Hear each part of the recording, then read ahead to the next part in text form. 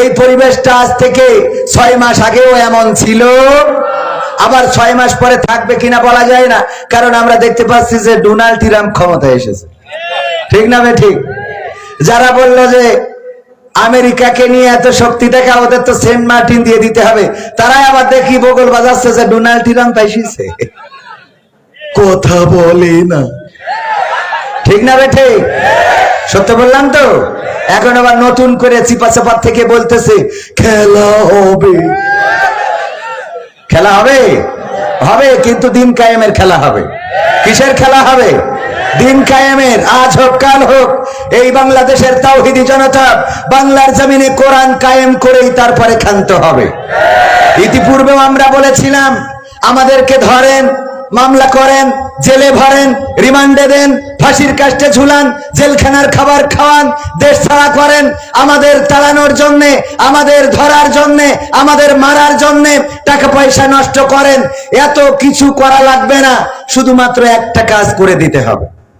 একটা কাজ করলে সমস্ত আলেমদের জবান বন্ধ হয়ে যাবে, কেউ আর মিছিল করবে না, মসজিদে বড় কথা বলবে না, মাহফিলে উচ্চ স্বরে কথা বলবে না, আমার মাইকালার ইউনিটও কাটবে না। সেই কাজটা কি বলেন তো? হ্যাঁ, সেই কাজটা হলো বাংলার সংসদে আল কোরআনের আইন কায়েম করে দেয়া। এটা যদি কায়েম করে দেয়, আল্লাহর কসম করে বলি, শান্তি শুধু আসবে না, শান্তির সাগরে বাংলাদেশের মানুষ হাবুডুবু খাবে। এই কোরআন কায়েম হওয়ার দরকার আছে না নাই? মোবাইল কিনেছেন আইফোন, চার্জার অপর, কাজ হবে? হ্যাঁ, বাটন ফোনে, টাচ ফোনের চার্জার কাজ হবে? কাজ হবে না। এই পৃথিবী কার? তিনি এই পৃথিবী চালানোর জন্য চার্জারের ব্যবস্থা করে দিয়েছেন যে এইটা নিয়েই চার্জ দিতে হবে। এইটার বাইরে আপনি যত চার্জার দেন, খালি আমাদের কাছে এসে কয় হুজুর একটু দোয়া করে দেন, বাড়ি খুব অশান্তিতে আছি। তো দোয়া করি ও শান্তি আনা যাবে? কথা কয় না, দোয়া করি শান্তি আনা যাবে? নিজের অশান্তিতে বাঁচিনি, আমাদের কাছে আসে দোয়া খুঁজতি। হ্যাঁ, আমাদের কি হবে পরকালে আল্লাহ সেই ভালো জানে। আমি গতকালও বলেছি আলোচনায়, আপনারা যারা এসেছেন এখানে, আল্লাহর কসম আপনাদের এখানে কোনো স্বার্থ নেই, শুধু কোরআন থেকে শুনতে, সুস্থ সংস্কৃতি বা ভালো কথা শোনার জন্য এসেছেন। আবার এখানে দানও করেছেন না করেন নাই? দানও করেছেন। আর আমরা এসেছি আচ্ছা মতো খাওয়াইলো, হুজুর আরেক পিস নেন, আরেক পিস হুজুর, আর দরকার হবে না, আরেক পিস নেন হুজুর, আরেক পিস হুজুর, এই মেটেটা আপনি খান, কলিজাটা খান, কলিজা খাওয়ায়। আর মাহফিলে টাকা আছে না নাই? ওই দিন আপনারা দেখবেন কবির বিন সামাদের ওয়াসিকাল্লাযিনা কাফারু ইলা জাহান্নামা যুমারা, ওই দিন টানতি টানতি নিয়ে যাচ্ছে। আপনারা কবেন হুজুর এই কোনে যান, এদিকে আসেন। ও কি হয়েছে ভাই? আপনি আপনার ওয়াজ শুনলাম, ওই যে ওখানে গান নাই, ওয়াজ শুনে তো আমার হেদায়েত হয়ে গেছিল, আমরা তো নামাজ পড়ি আজকে জান্নাতে যাচ্ছি, তো আপনি ওদিক তো যান না, ওদিক যান কেন? আপনারা তো ওয়াজ শুনিলেন একেবারে নিঃস্বার্থ ভাবে, আর আমি তো গেলাম টাকা আর খেয়ে আইলাম। আজকে আমার এখানে খেলা ফাইনাল, ঠিক না বে ঠিক? কোরআন পড়তে ভালো লাগে, কোরআন শুনতে ভালো লাগে, কোরআন জানতে ভালো লাগে, কোরআন মানতে ভালো লাগে। কোরআন পড়তে ভালো লাগে, কোরআন শুনতে ভালো লাগে, কোরআন জানতে ভালো লাগে, কোরআন মানতে ভালো লাগে না। নামাজেতে পড়লে কোরআন মনটা শীতল হয়, কারির তেলাওয়াত শুনিলে প্রাণ জুড়িয়ে যায়। নামাজেতে পড়লে কোরআন মনটা শীতল হয়, কারির তেলাওয়াত শুনিলে প্রাণ জুড়িয়ে যায়। সেই কোরআনের ব্যাখ্যা দিলে কলিজাতে আগুন জ্বলে, সেই কোরআনের ব্যাখ্যা দিলে এক দলের আগুন জ্বলে, বিরোধিতাও চলে কেন তা জানি না।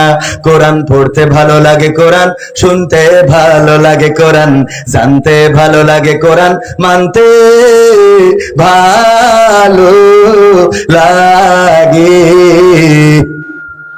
কোরআন পড়ে কতক লোকে শুরু করতো দিন, তারাই আবার চাইতো দেশে কোরআনের আইন।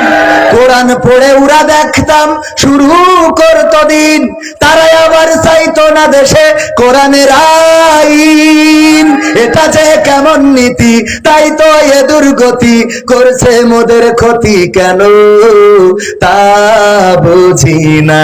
কোরআন পড়তে ভালো লাগে, কোরআন শুনতে ভালো লাগে, কোরআন জানতে ভালো লাগে, কোরআন মানতে ভালো লাগে। তারপরে কি করে? কোরআন বুকে চুমু খাওয়ার লোকের নাই অভাব, সেই কোরআনের বিরোধিতা আবু জাহেলের স্বভাব। কোরআন বুকে চুমু খাওয়ার লোকের নাই অভাব, সেই কোরআনের বিরোধিতা আবু লাহাবের স্বভাব। মানবা সুবিধা মতো, তাই এই বুকে ক্ষত, দেখলে এমন কিছু সইতে পারি না। কোরআন পড়তে ভালো লাগে, কোরআন শুনতে ভালো লাগে, কোরআন জানতে ভালো লাগে, কোরআন মানতে ভালো লাগে। এমন মানুষ আছেন কয়জন? হাত উঁচু করেন। এই না, তাও একজন তুলিছে।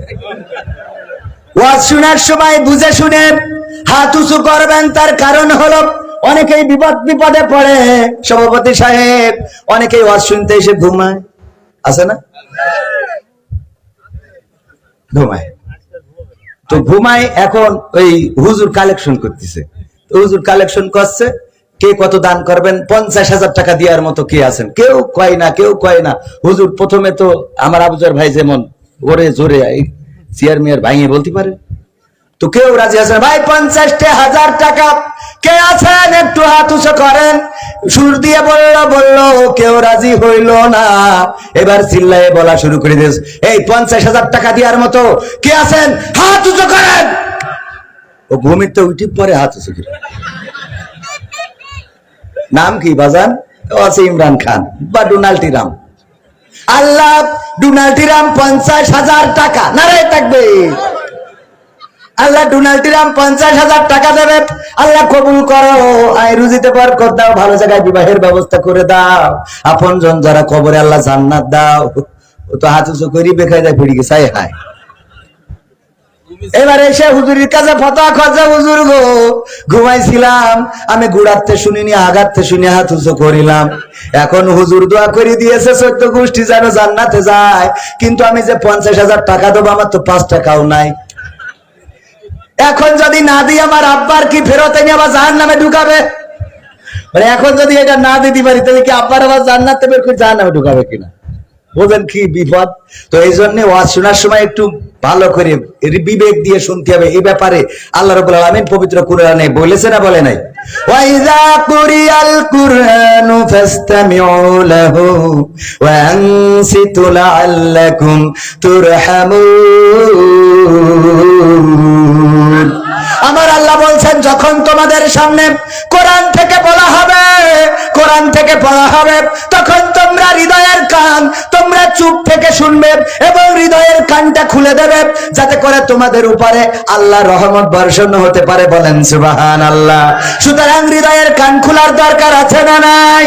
হৃদয় দিয়ে যদি না বোঝেন, তাইলে ভুল জায়গায় হাত উঁচু করে ভাববেন, আর ভুল জায়গায় যদি হাত উঁচু করেন বেকায়দায় পড়ে যাবেন। অনেক সময় নামাজের জন্য ওয়াদা করায় 5 ওয়াক্ত নামাজ পড়বেন, কারা কারা হাত উঁচু করেন? বুঝে শুনে হাত উঁচু করবেন, কারণ আপনি যদি বেনামাজি হন, গুনাহ একটা যে বেনামাজি, আপনি নামাজ পড়েন না কিন্তু হাত উঁচু করেছেন, ওয়াদা করেছেন। ফজরের সময় বলল আসসালাতু খায়রুম মিনান নাওম, আর আপনি কম্বলটা টেনে মুড়ি দিলেন, গুনাহ হয়ে গেল 2টা। কয়টা?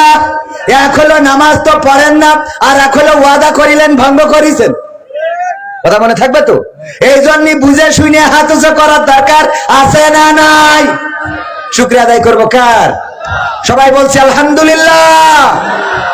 আলহামদুলিল্লাহর আওয়াজ যে জোরে হওয়া দরকার ছিল এখানে, আল্লাহ আস্তে বললেও শোনেন, জোরে বললেও শোনেন। তো আমরা জোরে বললে ক্ষতি আছে?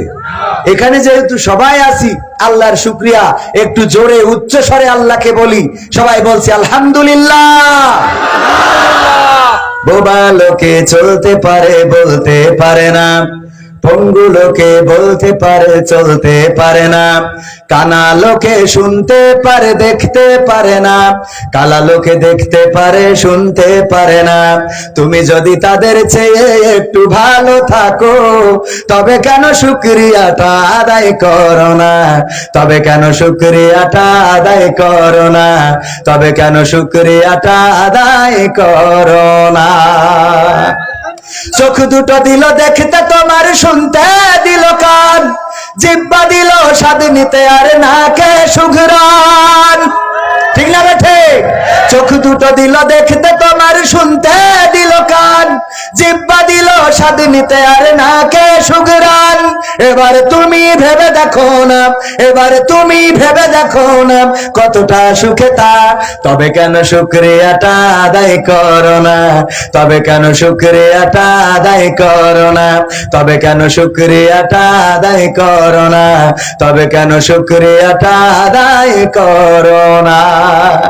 দুটি হাত দিল মারতে তোমার যখন যারে চাও, হ্যাঁ মারার জন্য দিয়েছে, মারার জন্য দিয়েছে, এই জন্য যা বুঝেছে এই জন্য কেউ ঠিক কয় নাই, হ্যাঁ বললে ফেললো এনতে বেরেক করেছে, আলহামদুলিল্লাহ।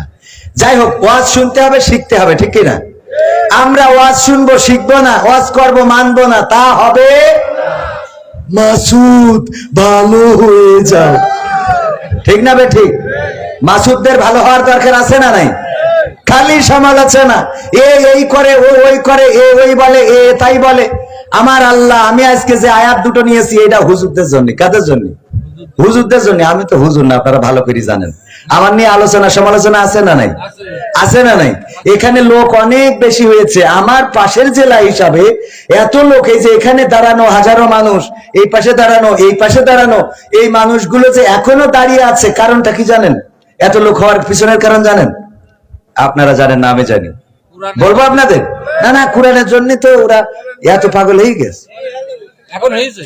ওগো আমার ভাইয়েরা, আল্লাহর নবী যখন মক্কায় দাওয়াতি কাজ শুরু করলেন, আবু জাহেল আবু লাহাব হজের সময় প্রত্যেক তাবুতে যেয়ে বলল, দেখো খবরদার যাবা না, ওই জায়গায় যাবা না, ওই যে তাবুতে আছে মুহাম্মদ, আমাদের এলাকায় বাড়ি, সে নাকি নবী হয়েছে, সে ভুল বুঝায়, ও পাগল হয়ে গেছে, তার কাছে যাবা না, তার ওয়াজ শুনবা না, তার কথা শুনবা না, তার কথা কানে তুলবা না। প্রত্যেক তাবুতে যায় আর বলে, যায় আর বলে, যায় আর বলে।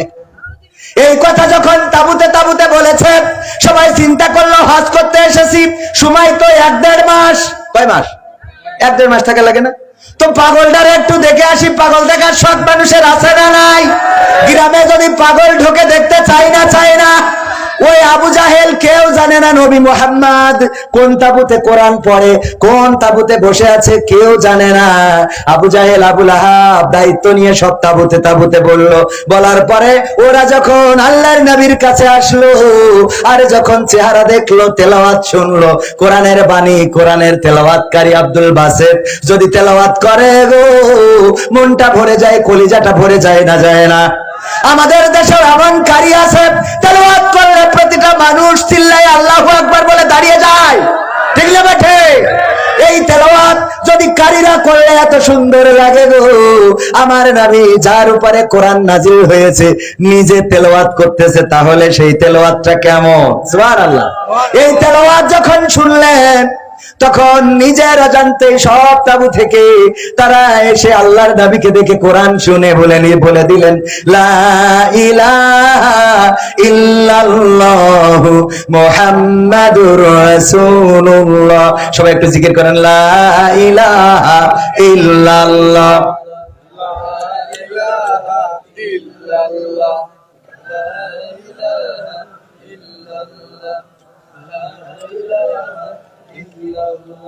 লা ইলাহা ইল্লাল্লাহু মুহাম্মাদুর রাসূলুল্লাহ সাল্লাল্লাহু আলাইহি ওয়াসাল্লাম। যখন আল্লাহর নবীর মুখের বাণী শুনলেন, চেহারাটা দেখলেন, এত সুন্দর চেহারা কি কোন পাগলের হতে পারে? এত সুন্দর বাণী কেউ কি মুখ থেকে, কোন পাগলের মুখ থেকে কি এত সুন্দর বাণী বের হতে পারে? এই কথাগুলো যখন শুনলেন কালেমা পড়ে মুসলমান হয়ে গেলেন। ওগো আমার ভাইয়েরা, আজকের জামানায়ও এমন আছে আজহারীর বিরুদ্ধে বলার মতো আল্লাহর বান্দা আছে না নাই? মিজানুর রহমান আজহারী যখন কোরআন হাদিসের কথা বলা ধরলেন, বললেন যে দেখো সে বিবি খাদিজাকে নিয়ে এমন মন্তব্য করেছে, অমুককে নিয়ে এমন মন্তব্য করেছে। এই কথাগুলো বলার কারণে আজহারী ভাইয়ের পরিচিতি বেড়েছে না কমেছে? আমির হামজা ভাইয়ের বিরুদ্ধে বলার মতো আল্লাহর ওলি আছে না নাই? আল্লামা সাঈদীর বিরুদ্ধে বলার মতো আল্লাহর ওলি আছে না নাই? আল্লাহর ওলিরা আল্লামাদের বিরুদ্ধে কথা বললো, কোরআনের পাখিদের বিরুদ্ধে কথা বললো, আর আল্লাহ রাব্বুল আলামিন সিদ্ধান্ত নিলেন, আল্লাহ রাব্বুল আলামিন তাদের জনপ্রিয়তাটা আকাশচুম্বী করে দিলেন। এখানে এত লক্ষার পিছনে প্রচারটা বেশি হয়েছে। একদল পক্ষে প্রচার করেছে আর একদল বিপক্ষে প্রচার করেছে, আর দুই পক্ষেরই লোক এসে যখন জড়ো হয়েছে তখন যুবকেরা আর বসতে দিতে পারে? কথা কি বোঝা গেছে? এই জন্য পক্ষে যারা বলে তাদের জন্য আমাদের একটা দোয়া, আর বিপক্ষে যারা বলে তাদের জন্য দোয়া দুইটা। সুবহানাল্লাহ। পক্ষে যারা বলে তাদের জন্য কয়টা দোয়া? জামাতে ইসলাম নিষিদ্ধ হয়েছিল কয় তারিখে? আর আওয়ামী লীগ দেশ ছেড়ে চলে গেল কয় তারিখে? বোঝা গেছে তো? দোয়া করবেন না কেন? যেই নিষিদ্ধ করলো সেইগুলা নিষিদ্ধ হয়ে গেল। এতদিন ঝুলাই রাখিল, এই জন্য কাজ হয়নি। কথা কি ভুল বললাম? ক্ষমতায় কেউ, বলবো, ক্ষমতায় কেউ স্থায়ী হয় না, হোক না সে হাসিনা কি বারে না, সে আরটা চিরকাল থাকে না।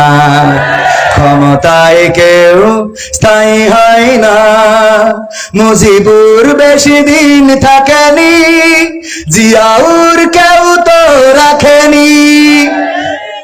মুজিবুর বেশি দিন থাকেনি, জিয়াউর কেউ তো রাখেনি। এরশাদ চলে গেছে পৃথিবী ছেড়ে, এরশাদ চলে গেছে পৃথিবী ছেড়ে, কেউ আজ তার কথা কয় না। ক্ষমতায় কেউ স্থায়ী হয় না, হাসিনা ক্ষমতা ধরে রাখতে আয়না ঘর বানিয়েছিল, জনগণের রোশানলে দাদার দেশে পালিয়ে গেল।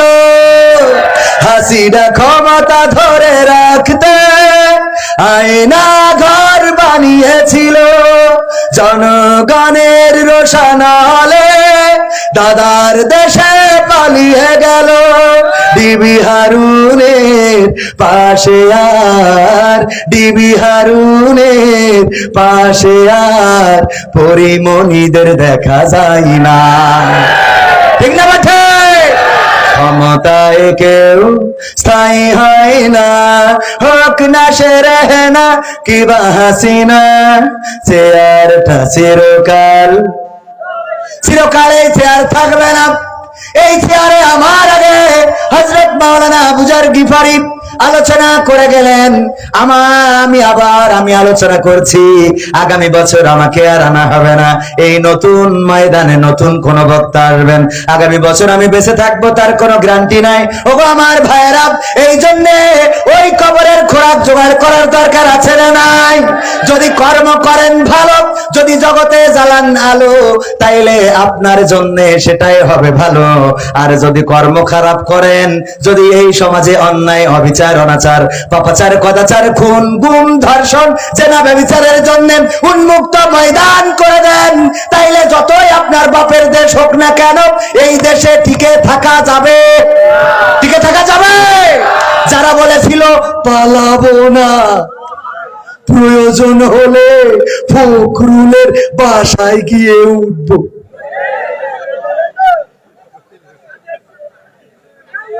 বলেছে না বলে নাই? কোথায় গেল মন্ত্রীরা সব? কোথায় গেল এমপিরা সব? কোথায় কাদের কাকা? তাদের ছাড়া দেশটা এখন লাগে ফাঁকা ফাঁকা। ঠিক না বেঠে?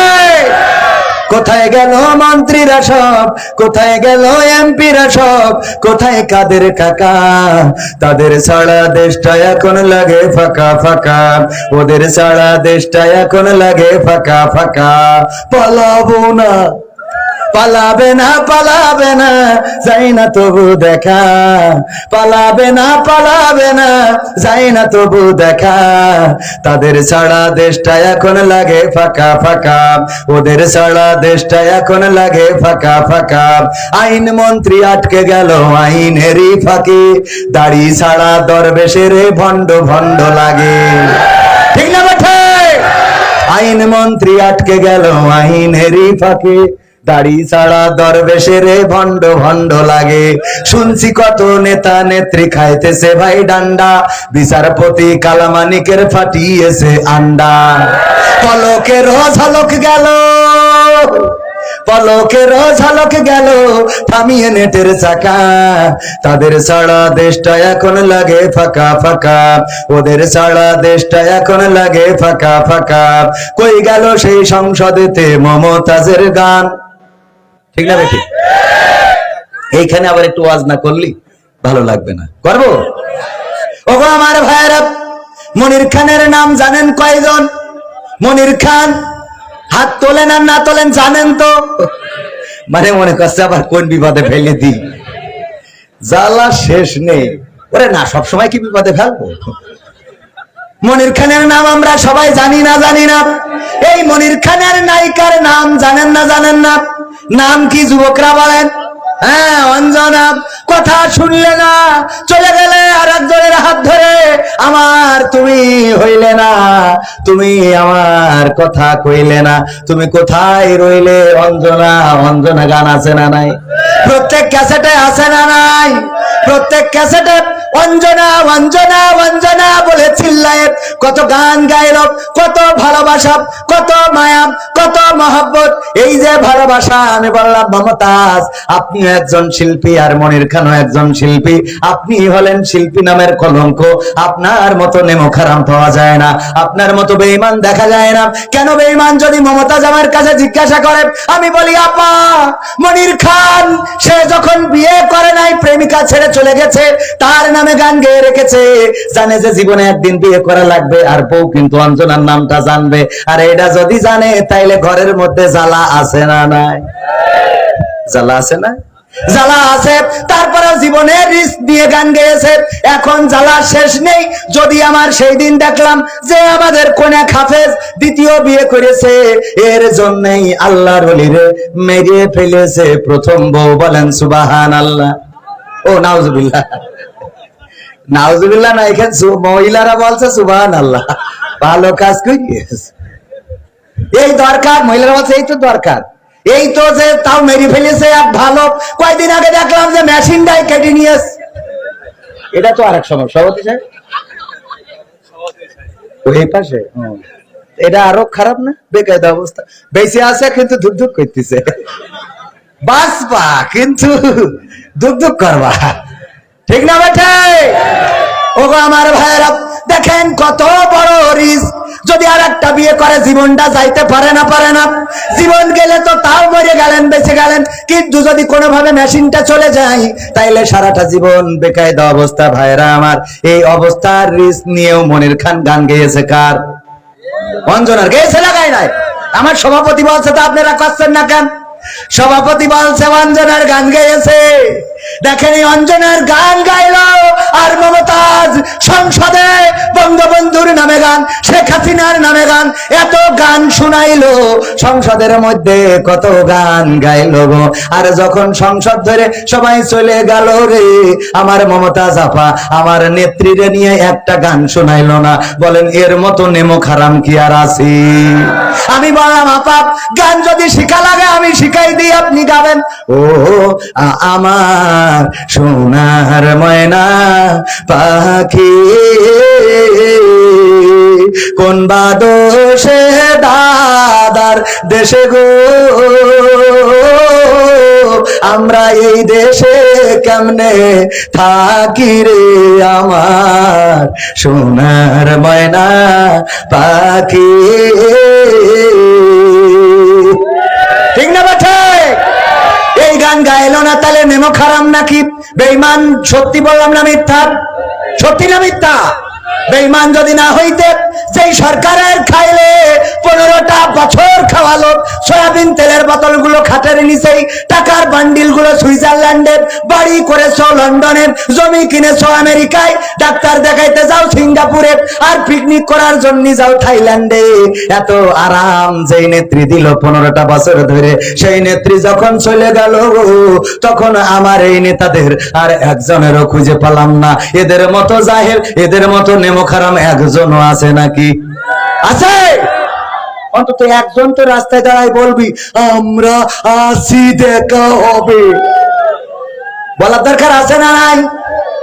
কোথায় গেল সংসদেতে মমতাজের গান? কোথায় গেল হযরত বলা স্বামী ওসমান? খেলা হবে, খেলা হবে, আসো খেলো। তোমাদের মা, তোমাদের বাপ, তোমাদের 14 গোষ্ঠী রেটে গিয়ে আসো, আসো খেলা হবে। ঠিক না বেঠে? এই লোকটাও বুরকা পরে পালাইছে না পালাই নাই? খেলা হবে, মাঠ ছাড়বে না। তারা বলেছে যে আমরা যদি রাজপথে দাঁড়াই, বানের পানির মতো ভেসে যাবে। তাদের সাথে ছিল পুলিশ, তাদের সাথে ছিল বিজিবি, বিডিআর, তাদের সাথে ছিল আর্মি, এনএসআই, বিএসএফ, তাদের সাথে ছিল ডিজিএফআই, ডিবি, র্যাব, সব ধরনের এবং অত্যাধুনিক অস্ত্র। আমার ইসরায়েল থেকেও মেশিন আনিল না, আনে নাই? এত মেশিন, এত কিছু থাকার পরে আমার ছাত্ররা কিছুই নিয়ে দাঁড়ায় নাই, রাজপথে দাঁড়িয়েছে শূন্য হাতে। তাদের হাতে ছিল পানির বোতল, তাদের হাতে ছিল লেক্সাস বিস্কিট, একটু বিস্কিট খাই, একটু পানি খায়, আর রাজপথে স্লোগান দেয়। এই স্লোগানে আল্লাহ রাব্বুল আলামিন পরাজয় এনে দিয়েছে না দেয় নাই? পরাজয় কেন দিলেন? কারণ জালিমের জুলুম যখন মাত্রা অতিরিক্ত হয়ে যায়, তখন সাহায্য আসে কার? চিল্লাই বলেন, সাহায্য আসে কার? দেখবেন এই গ্রামে সবচেয়ে বাড়াবাড়ি যে করে, সবচেয়ে অত্যাচার নির্যাতন যে করেছে, মানুষের সাথে অন্যায় আচরণ করেছে, ঘুষ খেয়েছে, সুদ খেয়েছে, কাউকে 1 টাকা করে যে হাসানা তো দেয় নাই, বরং মানুষের কি করে জুলুম করা যায় সুদের টাকা পরিশোধ করতে পারে নাই বলে গরু ধরে নিয়ে এসেছে, এমন নির্যাতন করেছে। হয় তার ক্যান্সার হয়েছে, নাই ছেলের ক্যান্সার হয়েছে। হয় না? হয় না? অ্যাক্সিডেন্ট করে মারা যায়, পা ভেঙে হাসপাতালে, হঠাৎ করে শুনতে হলো যে স্ট্রোক করেছে, নিয়ে যেতে হবে থাইল্যান্ডে, না হইলে বাঁচবে না। কারণ যখন জুলুমের সীমা মাত্রা অতিরিক্ত হয়ে যায়, তখন সাহায্য আসে কার? প্রমাণ কি দেব? আব্রাহা কাবা ঘর ভাঙার জন্য বাহিনী নিয়ে এসেছিলেন, সেই বাহিনীর নাম কি? হস্তি বাহিনী। এই বাহিনী নিয়ে এসে কাবার রক্ষণাবেক্ষণ করে আব্দুল মুত্তালিব, নবীজির দাদা। তখন রাসূল সাল্লাল্লাহু আলাইহি সাল্লাম পৃথিবীতে আসে নাই, আর মাত্র 50 দিন বাকি। কয় দিন? 50 দিন পরে তখন আল্লাহর নবী, বিশ্ব নবী মা আমিনার গর্ভে রয়েছেন, 50 দিন পরে পৃথিবীতে আসবেন। সেই সময় আব্রাহা একটা গির্জা বানালো, ওই গির্জায় সবাইকে বললো যে এখানে এসে তোমরা সবাই হজ করবা। কিন্তু যখন কেউ ওই গির্জায় হজ করতে গেল না, বরং কিছু লোক আবার এই কাবা ঘরকে ভালোবাসে, ও আলাদা গির্জা বানানোর কারণে সেখানে যে পায়খানা করে রেখে আসলো। এই পায়খানা করার কারণে আব্রাহার রাগ আরো বেড়ে গেল। যেমন ভাবে রাগ এতটাই বাড়া বেড়েছিল যে আমার প্রধানমন্ত্রী সাবেক কিছু হইলেই মামলা জামাত ইসলামের নামে ছিল না? পাইকারি দারে, ঠিক না বেটে? পাইকারি দারে মামলা, এমন মামলা 14 সালে মামলা করেছে, 18 সালে মামলা করেছে, 22 সালে মামলা করেছে। এর মধ্যে যে মারা গিয়েছে, কবরে আছে, ওর নামেও নতুন করে মামলা। তার মানে কবরে যে ও শান্তি নেই, মরা মানুষের নামেও মামলা ছিল না? মরা মানুষের নামেও মামলা।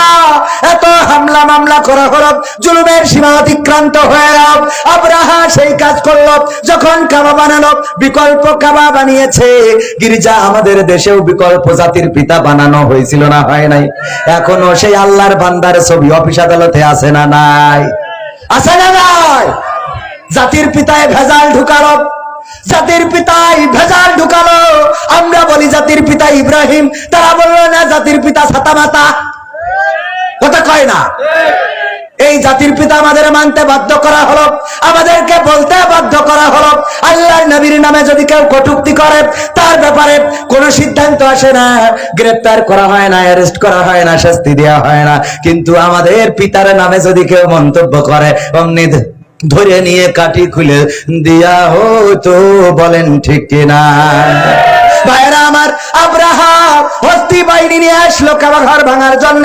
ঘটনাটা সবার জানা। আব্দুল মুত্তালিবের উট ছিল, উটগুলো ধরে নিয়ে গেল। আব্দুল মুত্তালিবের উট ধরে নিয়েছে, খবর পেয়ে নবীজির দাদা চলে আসলেন, এসে বললেন তোমাদের আব্রাহার তাবুটা কোনটা? ওই দেখাই দিল, ওই যে ওইটা আব্রাহার তাবু। গেল সে আব্রাহার তাবুতে, যে বলল আব্রাহা তোমার সৈন্য আমার উট ধরে এনেছে। বলল হ্যাঁ ধরে এনেছে।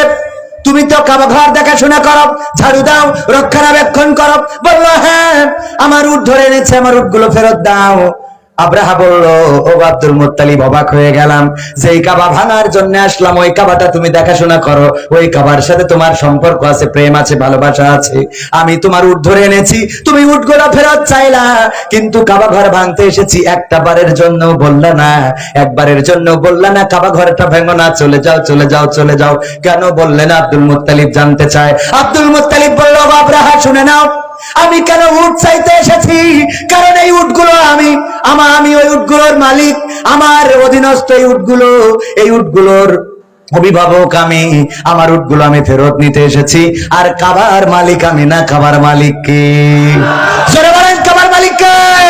হাত উঁচু করে বলেন কে? সবাই বলেন কে? লিল্লাহি তাকবীর, লিল্লাহি তাকবীর। আল কোরআনের আলো, আল হাদিসের আলো, আমার নেতা তোমার নেতা, লিল্লাহি তাকবীর। আব্দুল মুত্তালিব বললেন ওগো আব্রাহা তুমি কি জানো না আমি আমার উটের মালিক, এই জন্য উটগুলো ছাড়াতে এসেছি। আমার উটগুলোকে তুমি ধরে এনেছো, আমি সেটা ছাড়াতে এসেছি। আমি এই উটের মালিক, আর কাবার মালিক আমি না, কাবার মালিক হলেন আল্লাহ। আমি যেমন আমার উটগুলো ফেরত নিয়ে গেলাম, আল্লাহর যদি দরকার হয় তোমার থেকে কাবাটাও ফেরত নিয়ে নেবে। সুবহানাল্লাহ। আল্লাহর নবী তখনও পৃথিবীতে আসে নাই, নবীজির দাদা এই কথা বললেন। আর ওই কাবা ভাঙার জন্য আব্রাহা আসলো, কোন সৈন্য নাই, বাহিনী নাই। আব্দুল মুত্তালিব শুধুমাত্র নিরস্ত্র, হাতে কিছু নাই, কামান নাই, বুলেট নাই, বোমা নাই, হাতি নাই, ঘোড়া নাই, ভেড়া নাই। কাবা ঘরের দরজায় যে দুটি হাত লাগালেন আর বললেন ওগো কাবার মালিক, আজকে জুলুমের সীমা অতিক্রান্ত করেছে, আর আমাদের কোন রাস্তা নাই, আর আমাদের যাওয়ার কোন জায়গা নাই, আর আমাদের প্রতিবাদের কোন অবস্থা নাই। ওগো কাবার মালিক, তোমার কাবা ঘর তোমার জন্যই রেখে গেলাম, তোমার যদি প্রয়োজন হয় আল্লাহ তুমি তোমার কাবা ঘরটা রক্ষা করো। এই কথা বলে কাবার দরজায় দুটি হাত দিয়ে ফরিয়াদ করে আব্দুল মুত্তালিব চলে গেলেন। আর কাবা ঘর রক্ষা করার দায়িত্ব নিয়েছিলেন কি? নিয়েছিলেন কে? আজকের জামানায় যদি জুলুম করেন, এত জুলুম করে একটা সংসদ ধরে সব চলে গেল, এমপি চলে গেল, মন্ত্রী চলে গেল, চেয়ারম্যান চলে গেল, স্থানীয় যারা বড় বড় বাগা বাগা নেতা ছিল অনেকেই তো নায়ক ছিল, এখন আবার নতুন করে সমন্বয়ক। এখন কি নায়ক হয়েছে না হয় নাই? সমন্বয়ক। সারাটা জীবন আমাদের কাঠি করলো, সারাটা জীবন আমাদের মারলো ধরলো, আবার এখন বলে রাজপথে সামনের কাতারে ছিলাম। আরে বাবা, আল্লাহর ওলি আছে না নাই? এই অবস্থা যারা করেছ তোমাদেরকে বলতে চাই, এখনো যারা তাদের পক্ষে কথা বলো, এই পতনের পরেও যদি তোমাদের হেদায়েত নসিবে না হয়, তাইলে তোমাদের হেদায়েত আর কপালে, কপালে আছে, কপালে আছে। কই গেল সেই সংসদেতে মমতাজের গান, কোথায় গেল হযরত বলা স্বামী ওসমান, ইনু মেনন দীপু মনি আছে কারাগারে, পাপ করিলেও পাপ কখনো ছাড়ে কি আর তারে। কোথায় গেল স্পিকারের, কোথায় গেল স্পিকারের দৃষ্টি আঁকা বাঁকা, তাদের ছাড়া দেশটা এখন লাগে ফাঁকা ফাঁকা, ওদের ছাড়া দেশটা এখন লাগে ফাঁকা ফাঁকা। কই গেল সেই আরাফাত আর ব্যারিস্টার সুমন, কথা বলার সময় তারা করে নিয়োজন। ঠিক না বেঠে?